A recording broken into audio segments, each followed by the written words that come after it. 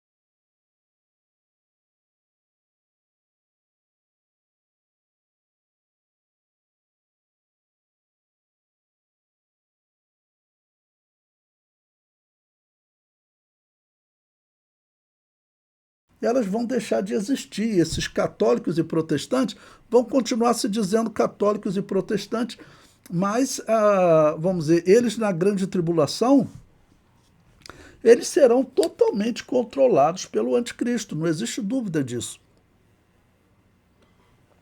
Até pelas doutrinas que eles pregam, liberalismo teológico, hoje ele domina católicos e protestantes. O liberalismo teológico foi desenvolvido pelos protestantes e domina os católicos e os protestantes. Bom, prosseguindo nesse tema da grande tribulação, eu trago aí agora um artigo da revista super interessante tratando desse tema também. Página 114. Eu digo, um interessante artigo da revista Super Interessante que trata do falar com mortos. É a revista que eu considero a mais científica do Brasil.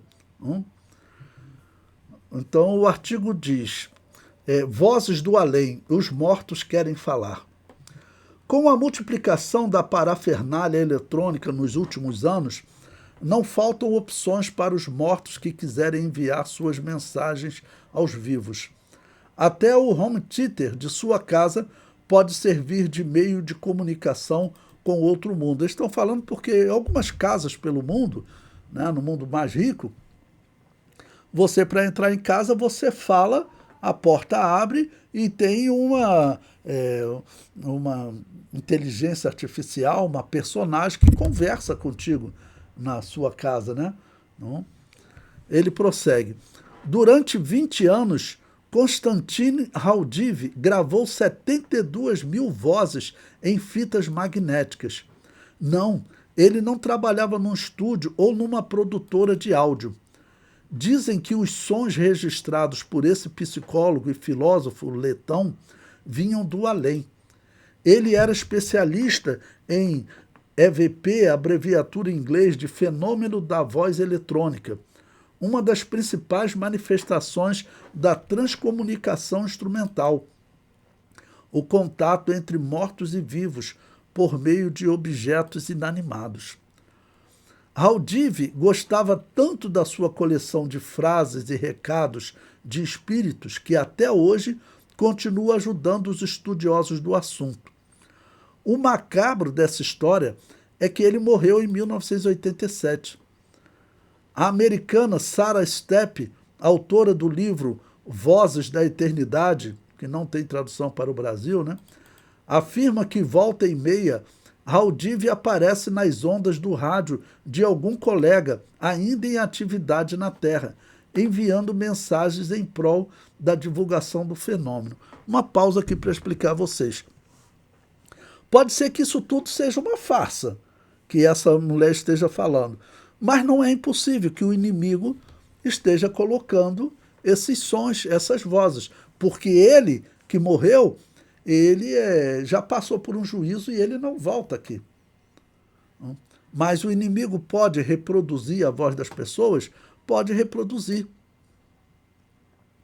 pode reproduzir. Eu me lembro um testemunho de um irmão que ele falou que a esposa dele faleceu e um dia ele foi deitar e ele começou a ouvir os passos que normalmente ele acabava de jantar tudo, aí alguma coisa tal, resolvia, aí vou deitar. E a esposa dele ficava mais um pouco na cozinha fazendo alguma coisa e depois ele ouvia os passos da esposa dele vindo pela casa para entrar no quarto, né?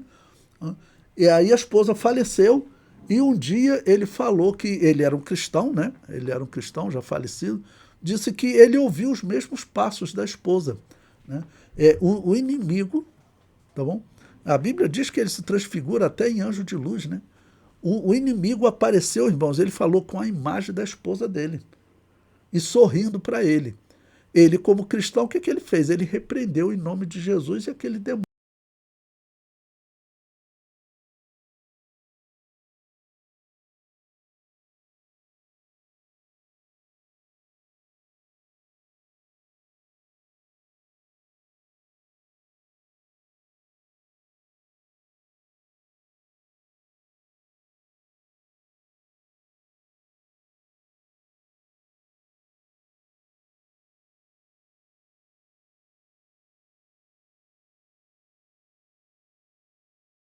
Esse aqui é um artigo da revista super interessante, na revista que eu considero a mais científica do Brasil. Eu tenho a assinatura dela e gosto de ler essa revista, né? Bom, o comentário prossegue. Febre na década de 70, o EVP voltou recentemente das trevas graças ao filme Vozes do Além, de Geoffrey Sachs, de 2005.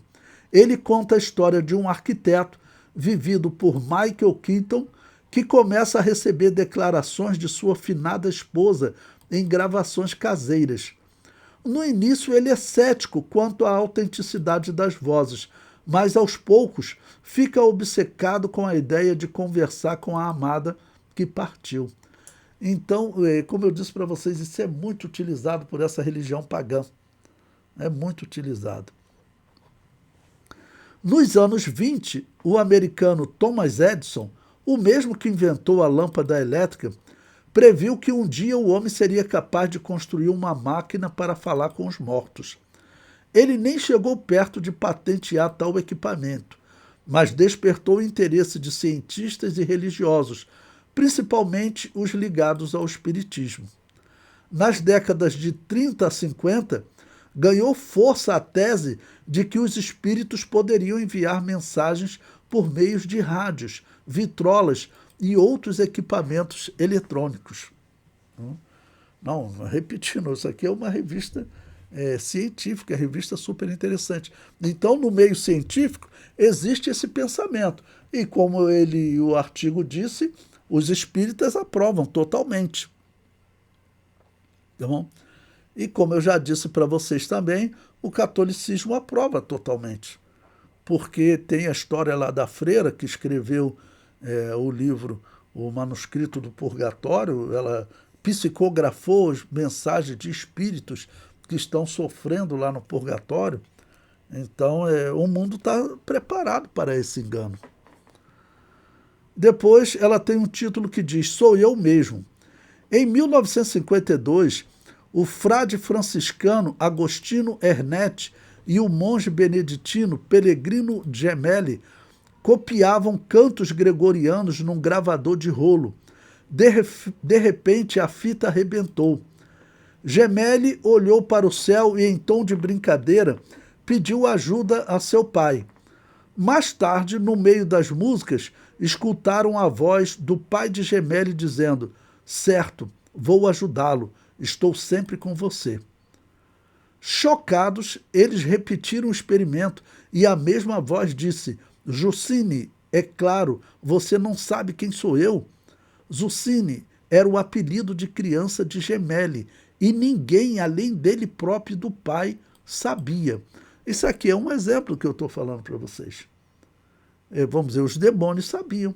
Só o pai e ele conheciam esse apelido? Tá bom, os demônios também sabiam. Então, provavelmente, essa foi uma voz, vamos dizer, gravada, colocada ali por demônios. Como eles fazem para criar essa reprodução, nós não temos como saber, mas a Bíblia diz que eles se transformam até num anjo de luz. Eles fazem as suas operações de engano no mundo. Os dois contaram a história ao Papa Pio XII, mas o caso só veio à tona em 1994, pouco antes de Ernesto morrer. E como eu disse para vocês, a Igreja Católica, na verdade, ela acaba provando isso tudo. Ela acaba provando isso tudo. O acaso também pegou o produtor ucraniano Friedrich Jungzesson.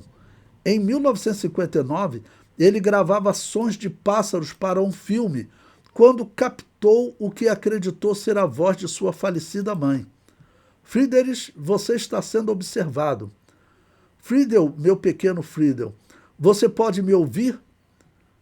Essa foi a voz da mãe dele que apareceu, né, junto à gravação dos pássaros. Impressionado, nos 4 anos seguintes, Jungzesson se aprofundou no estudo do EVP e registrou centenas deles, tornando-se um dos pioneiros na área, ou seja, começou a registrar vozes de pessoas. Essas pessoas que trabalham com rádio amador, que trabalham com essas corrente elétrica e comunicação, isso é muito comum entre alguns deles, e espíritas e católicos, né? Ali estavam dois católicos reunidos, o frade franciscano e um outro monge beneditino. O artigo prossegue. Rádios fora de sintonia, com aquele angustiante barulho de estática e o silêncio dos cemitérios, são os lugares preferidos do pessoal ligado em EVP. Lembre-se que EVP significa uma coisa para você poder ouvir vozes, né, de mortos, né, como eles chamam, é a abreviatura em inglês de fenômeno da voz eletrônica. E prossegue. Como estamos cada vez mais rodeados de eletrônicos, podemos supor que aumentou muito a chance de encontrar um morto desesperado para trocar umas ideias com os vivos. No século XXI, televisão, computador, videocassete, CD, DVD, fax e telefone celular podem conter uma mensagem do além com a mesma eficiência das fitas das primeiras experiências. Eu acredito aí principalmente televisão, computador e celular. Porque, vamos considerar CD, DVD, fax, tudo isso praticamente desapareceu, né? Então, mas principalmente celular e televisão. Hoje existem essas televisões inteligentes que ela vem com uma inteligência artificial, com uma IA. E você pode baixar os apps lá. Quando você baixa o Netflix, aquele é um app, é um programa para você poder acessar aqueles filmes, né, aqueles documentários. E eles já desenvolveram apps para poder, vamos dizer, conversar com mortos. Nós sabemos que nunca vão conseguir conversar com um morto, mas quem é que trabalha em todas essas mensagens aí? São os espíritos malignos. Demônios. Né? Demônios, tá certo? Então, as pessoas estão sendo enganadas mesmo. E nós temos que esclarecer, pregar, anunciar, porque, irmãos, nós estamos vivendo também uma geração que parece que ela foi preparada para ser enganada, irmãos. Uma geração que ela parece que não gosta de se aprofundar nos temas. E estou falando uma geração em geral, mas que acaba tendo também na igreja. Se nós temos uma geração que, em geral, ela é chamada de geração Coca-Cola, geração Z, e uma geração que informação para ela... eu conheço pessoas, irmãos, que ela passa horas só vendo aqueles videozinhos do YouTube, né, do Instagram, aqueles vídeos, ok? E se falar em ver um documentário, ou ler um livro, ou estudar a Bíblia, a pessoa não quer. Então, ela já está habituada, vivenciando um ambiente, que esse ambiente, o que eu estou mostrando para vocês aqui, é que esse ambiente está sendo preparado, ok, para enganar as pessoas. E as pessoas vão acreditar que elas estão conversando com o morto. Morreu, um exemplo, o marido dela. Aí, de repente, Ela, vou baixar esse app como teste. Daqui a pouco o marido está falando com ela na televisão, está falando no celular, e está falando de coisas que aparentemente só eles dois conheciam, mas não eram só eles dois, eram também os demônios. Como esse exemplo que ele citou aqui, que só ele e o pai dele sabiam desse apelido do pai dele. Sabiam desse apelido. Mas que, na verdade, não eram só eles. Os espíritos malignos estão andando por aí e eles sabem de coisas que depois eles usam para enganar as pessoas. Isso é real? Isso é real. Isso está sendo preparado, né, para um momento em que o anticristo vai estar dominando o mundo. E a forma como esse engano está crescendo no mundo nos faz pensar como Jesus também está. Bom, o comentário prossegue. Lembre-se que nós estamos lendo uma revista super interessante, né? Ele diz: os espíritas são grandes incentivadores do estudo do fenômeno por acreditarem na interação entre os mundos de cá e lá. Na falta de uma pessoa com poderes mediúnicos, os espíritos se manifestariam por meio das máquinas domésticas. Assim, o home theater da sua casa serviria de médio entre mortos e vivos. O que pensam os céticos disso tudo?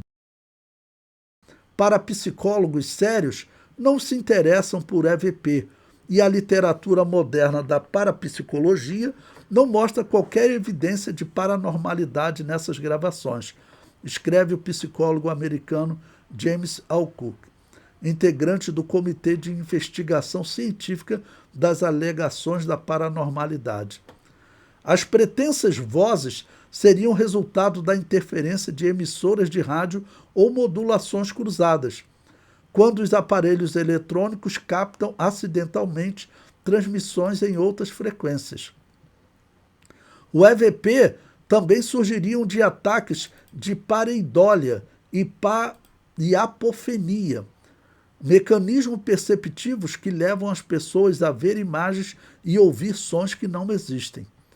Os cientistas batem pesado no fato de que as gravações mostram geralmente fases isoladas, como alô, você está aí, ou não estamos sozinhos. É só isso que os mortos têm para nos revelar? Bom, aqui ele colocou um comentário de cientista, né? Ou aquelas pessoas mentiram, ou, vamos dizer, o pai falar de um apelido com ele. Não? Essas coisas acontecem no espiritismo. Acontece no espiritismo. Eu já vi cristãos que eram espíritas e dão testemunhos sobre isso. Como é que os demônios faziam? Bom, os demônios tinham conhecimento de coisas e eles falavam ali. Com certeza não era o espírito do morto que voltou. Com certeza não. E como eu tenho falado para vocês, hoje o espiritismo está no judaísmo. Existem dois movimentos no judaísmo espírita, um é chamado Cabala, o outro é chamado Hassidismo. Ambos foram rabinos que disseram que Deus deu a graça de um espírito de um profeta do Antigo Testamento aparecer para ele. Isso é inaceitável, mas tem rabinos que pregavam e pregam isso. Não? Inclusive, teve uma coisa muito interessante. Depois, se a irmã Cleonice puder, pode até colocar de novo, mas eu gravei um vídeo, está lá no meu canal, procurem lá, sobre um rabino que ele quer construir uma sinagoga lá no Monte do Templo, e esse rabino, eu conto a história dele e da família dele, é um rabino hassidista, desses rabinos que esperam esse anticristo espírita, esse Messias espírita. E existe publicado em português, escrito por uma judia, para ver que não é evangélico que escreveu criticando, o título do livro, Espiritismo Judaico. E o espiritismo também está dentro da Igreja Católica. Certa vez eu fui na Bahia, trabalho, aí quando termina o treinamento, né, a gente faz o treinamento lá, eles para agradar, professor, vamos levar vocês para passear. Aí me levaram lá no Pelourinho. Aí eu fui lá, né? Aí tinha pessoas que falavam assim, Hoje é dia da bênção. Eu não entrei na igreja católica para ver, mas eu fiquei do lado de fora, olhando pela janela, irmãos, principalmente numa área de turismo, tinha 3 baianas rodando dentro da igreja, recebendo santo. E o padre lá abençoando elas. Então, essas religiões de matriz africana, como chama, que é espiritismo, por que elas vão celebrar na igreja católica o culto dela, fazer a lavagem da escadaria do Senhor do Bonfim? Porque tudo aquilo ali são nomes, na verdade, ligados ao espiritismo. Então, você pode ver, por exemplo, o dia 12 de outubro, né, é o dia da Senhora Aparecida, né, chamam de Nossa Senhora Aparecida. Você pode ver, esse dia 12 de outubro, não existe nenhuma referência dessa data no catolicismo. Por que eles escolheram essa data? Inclusive, a imagem que eles encontraram no Rio não foi encontrada no dia 12 de outubro. Por que eles escolheram o dia 12 de outubro? Por que a Igreja Católica escolheu o dia 12 de outubro? É só você ir na religião de matriz africana. Eu não vou citar nome de entidades aqui, porque eu não gosto nem de citar nomes, tá bom? Mas se você for fazer uma pesquisa, você vai ver que o dia 12 de outubro é um dia numa entidade africana. Então isso aí não existe dúvida desse engano, não existe dúvida. Mas, infelizmente, a humanidade está sendo enganada, os judeus estão sendo enganados e uma parte da Igreja de Jesus está sendo enganada. Tá bom? Infelizmente. Uma frase que eu não gostaria de falar aqui, porque parece até contraditório, porque Jesus Cristo disse que surgiriam falsos profetas e falsos cristos, que, se possível for, enganaria até os escolhidos. Então, nós temos que concluir que esses que estão sendo enganados não são escolhidos. Mas aí nós temos pastores das Assembleias de Deus. É uma coisa difícil de explicar, mas a constatação é essa, né? Bom, o comentário prossegue.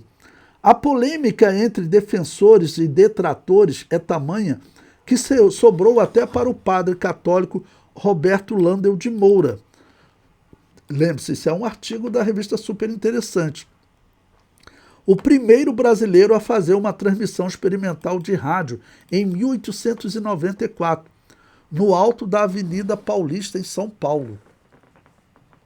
Os estudiosos da transcomunicação instrumental dizem que, paralelamente ao rádio, ele teria trabalhado numa máquina para falar com os mortos. Inclusive, teria obtido sucesso na empreitada. Isso, para um padre católico, é normal, porque eles acreditam que eles, principalmente na missa do 7º dia, eles acreditam que eles conseguem influenciar os mortos. E a Igreja Católica, ela acredita que os mortos podem voltar a esse mundo. Então, lá nos documentos católicos, eles têm uma pergunta que eles colocam assim: os mortos podem se comunicar com os vivos? Não, vírgula, a não ser em casos especiais. Ou seja, na história, eles tinham que afirmar que os mortos não podem falar com os vivos, porque toda a igreja primitiva pregava isso antes de Constantino. Mas, a partir de Constantino, eles colocam esse a não ser em casos especiais. Pronto, estragou tudo. Na verdade, os mortos não podem se comunicar com os vivos em nenhuma situação. O comentário prossegue. Já os céticos afirmam que, como o homem era um católico convicto, dificilmente teria tentado se comunicar com o além, um assunto que certamente desagradaria o Vaticano. Na verdade, não desagradaria, não, porque mais ou menos nessa época, 1894, que uma freira, vou botar aqui, a freira que escreveu o pergaminho do Purgatório, foi nessa época que ela escreveu.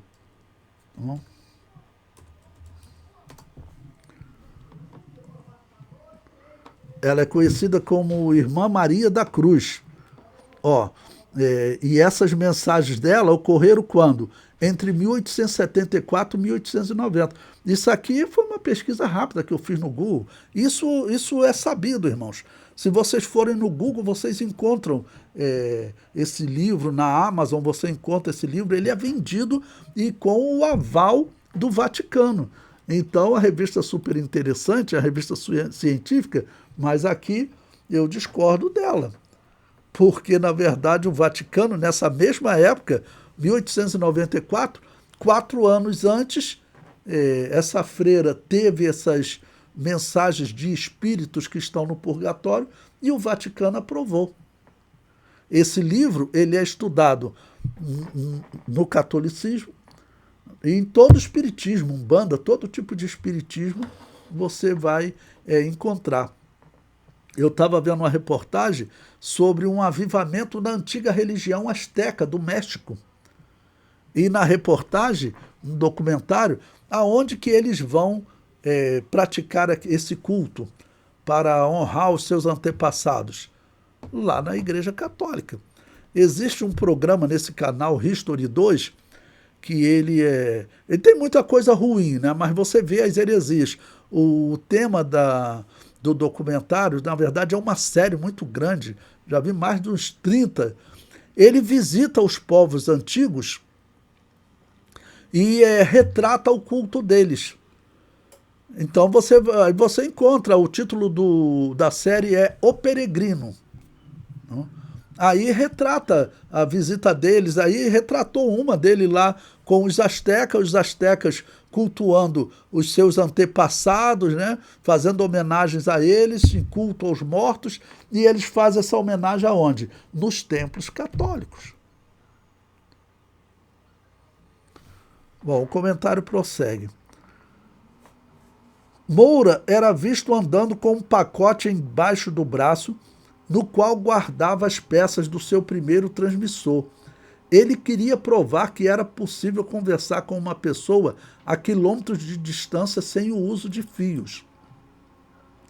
Hoje a comunicação sem cabos chega a ser banal, mas no final do século XIX soava a bruxaria. Tanto que alguns paroquianos descontentes destruíram a oficina do padre inventor. Outros contaram que escutaram bate-papos estranhos do padre com uma caixinha de madeira. Mentes despreparadas para a revolução do rádio teriam concluído que Moura se comunicava com o além. Ou ele realmente tentou montar a sonhada máquina de Thomas Edison. Esse é mais um capítulo da eterna batalha entre a razão e a fé, na qual os fantasmas parecem ser os únicos que se divertem, né? Bom, eu comento para concluir. O artigo fala da prática que é comum a um pequeno grupo de pessoas, todos espíritas. A tecnologia que está sendo proposta, que poderá chegar aos celulares, não será vista como espiritismo, mas tudo indica que será usada com essa finalidade. Essa, infelizmente, é a realidade. Bom, o último tópico desse arquivo que eu enviei para vocês, vamos concluir, é o item 1119.15.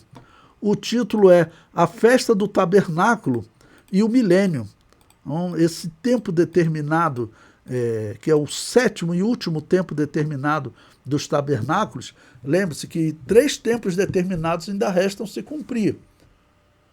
As trombetas, o Yom Kippur, que é o dia do perdão, e o tabernáculo. O tabernáculo é um consenso geral, até os rabinos concordam, é o momento que o Messias sobre Israel. A Assembleia de Deus também concorda com isso. Igreja Católica e Protestante não concordam. Eles dizem que essas profecias elas não têm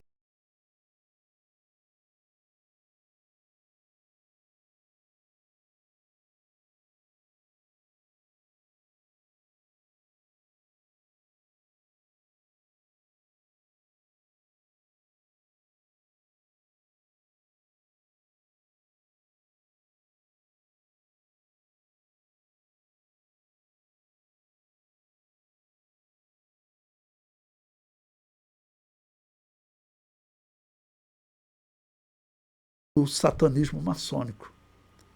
E vieram dirigida por maçons. Já indiquei para vocês aquele livro Centelha em Restolho Seco, Rastro de Sangue, Rastro Maçônico, que conta a história só da Igreja Batista.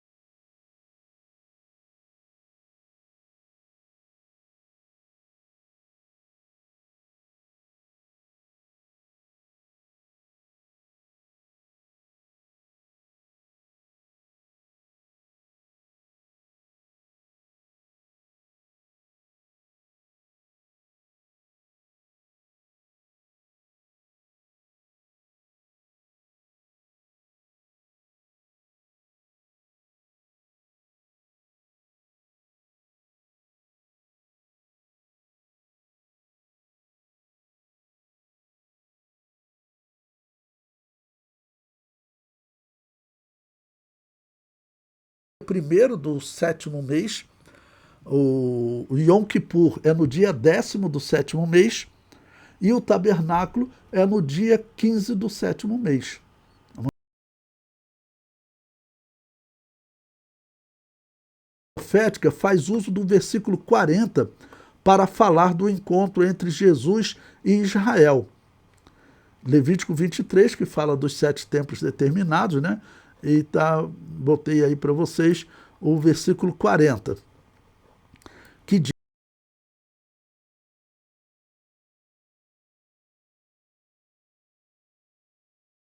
de forma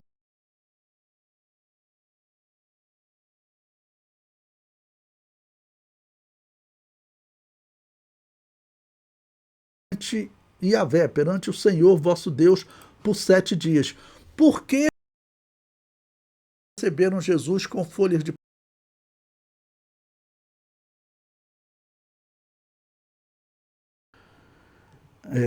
e provavelmente, quer dizer, nós não veremos, porque não estaremos aqui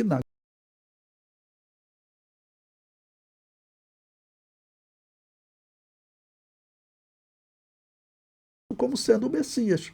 Exatamente como a profecia diz, com ramos de palmeiras.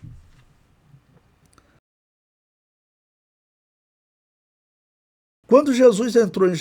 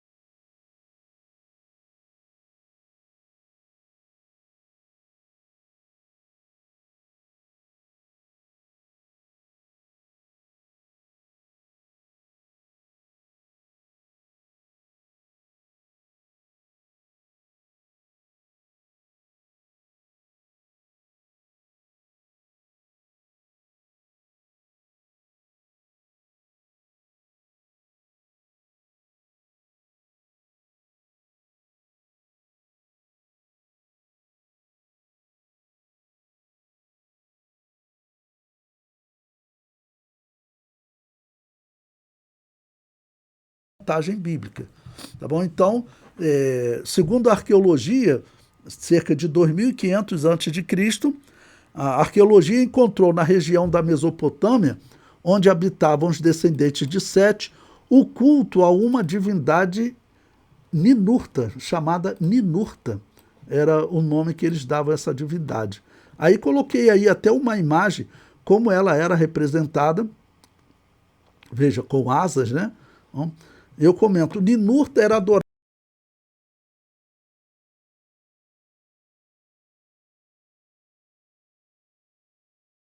pelos povos pagãos.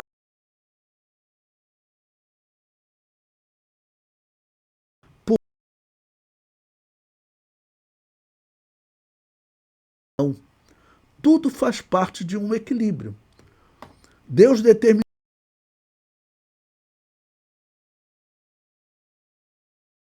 ter esse equilíbrio.